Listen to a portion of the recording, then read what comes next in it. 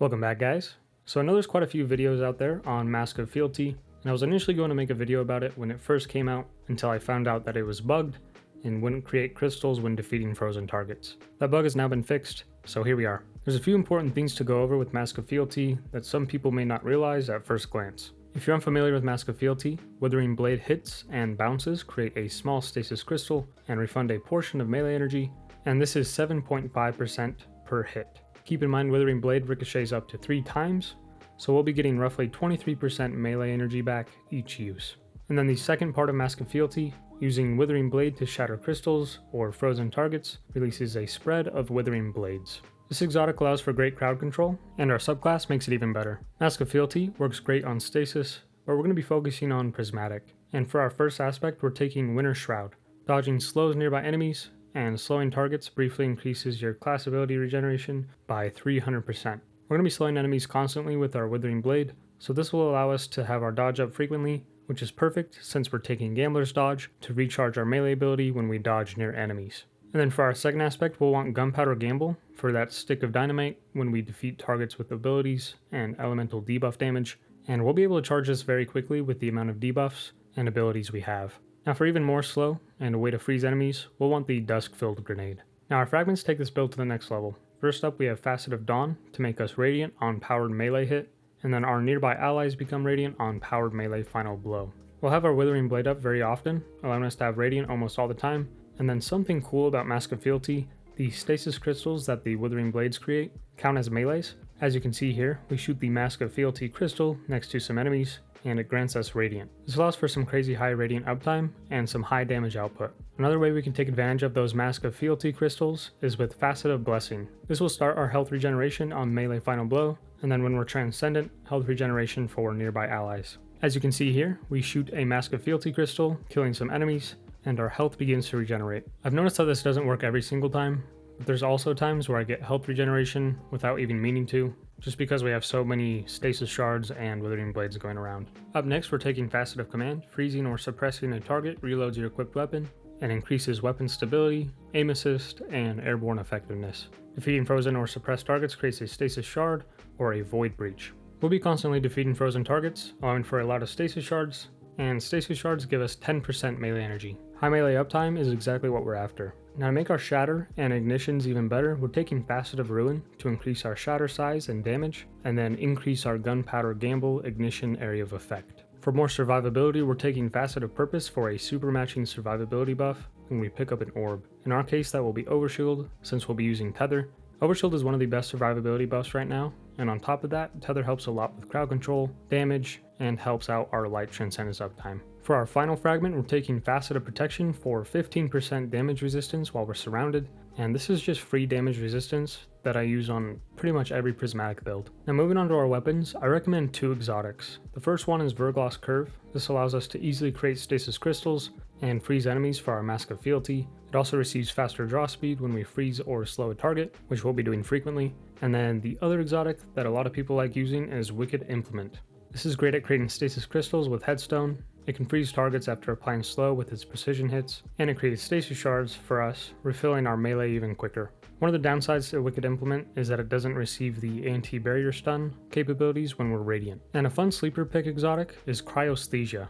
I don't really recommend it in higher content, but if you're just trying to have fun, this is a blast. Being able to easily freeze enemies and then hit them with a Withering Blade is a fun little combo. For your secondary, you'll want something to build light transcendence quickly. I really like using Velocity Baton from the Vespers host dungeon, but any grenade launcher works great. A rocket sidearm is also a great option. For your heavy, a grenade launcher works great, especially Chill Inhibitor, and Banshee will be selling a really good roll on November 19th, so make sure to grab that if you don't already have a good one. And something noteworthy with this build, we'll be able to take care of each champion thanks to Slow, Freeze, and Radiant, and keep in mind that if you have a champion stunning perk on a weapon, Radiant won't give you the anti-barrier stunning. So for example, if you have a Overload Grenade Launcher on, our Radiant Grenade Launcher won't be stunning barrier champions. Now moving on to artifact mods, Wind Chill is nice for Frost Armor on rapid stasis precision hits, Armor of Aramis to freeze enemies when we become critically wounded while Frost Armor is active, Hail the Storm to make our stasis crystals release shards of ice that damage and slow targets, and this one's really nice to help get our dodge back quicker from that slow, and then I believe when we shatter the Mask of Fealty crystal, those shards of ice count as melee damage as well, I could be wrong on that, but I found that Hail the Storm makes the melee-based benefits more consistent. And then we'll want the boost on Hail the Storm to make our Shatter do even more damage.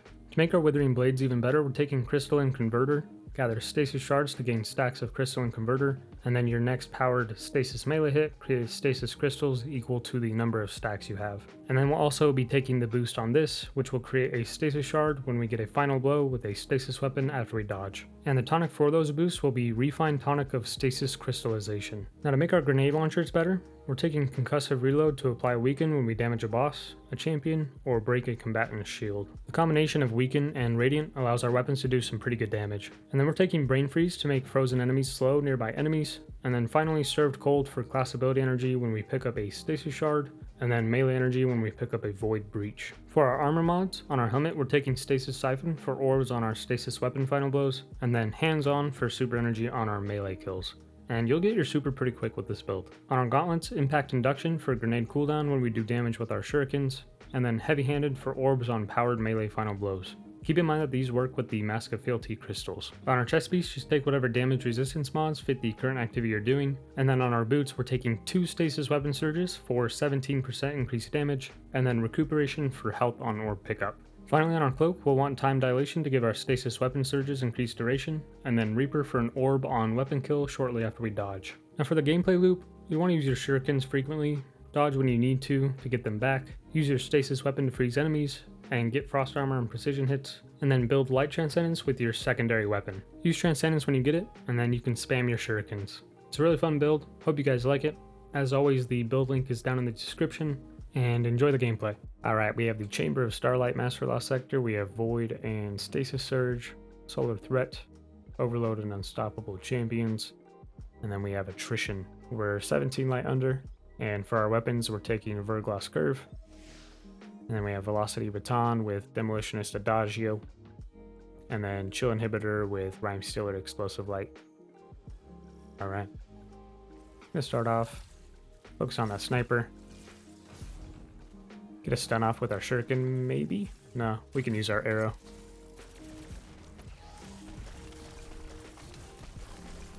She's a good amount of heavy.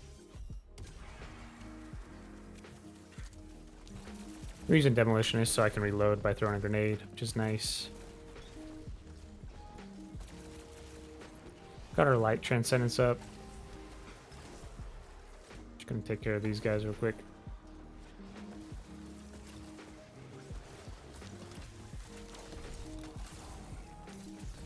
I'm gonna pop Transcendence here. Use it when you get it. You get it pretty quick.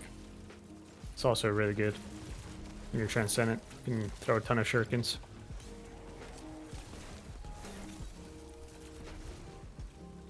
I'm confused. Did we already kill the champion? Yeah. Killed him without even realizing.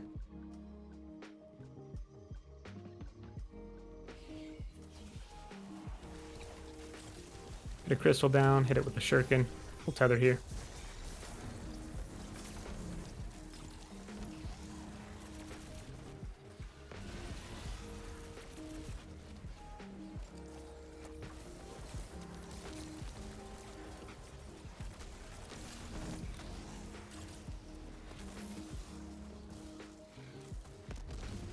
Use our finisher on this champion real quick.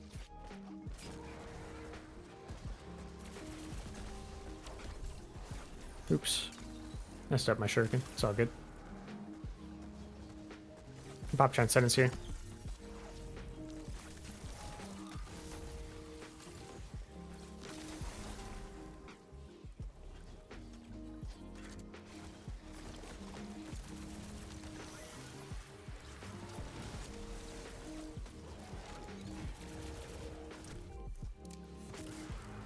Gotta be careful of that champion up there. Get a stun off on him right here.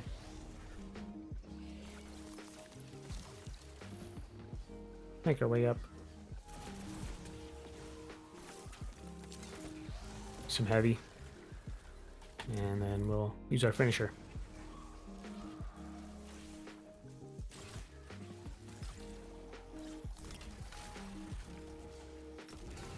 I should have used that on the bigger group of ads, but it's all good. Gonna get our shuriken back.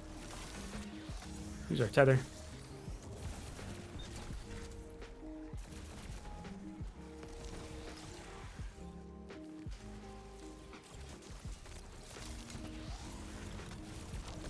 Use some heavy here.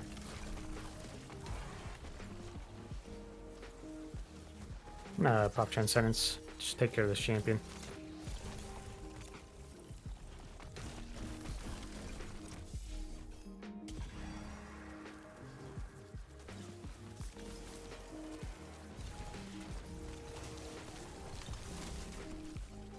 Yeah, the crowd control with this build it's really good. It's a lot of fun.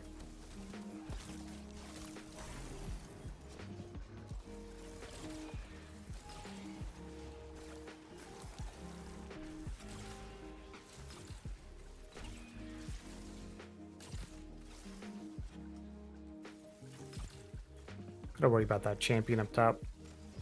Maybe stun him with our grenade launcher from here. Yeah, there we go. Kinda want to focus on him right now. Just the champion. Try and dodge his shots. We'll make our way up there.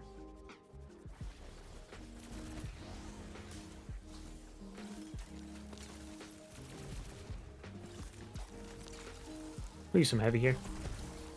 Might as well. Some on this guy as well.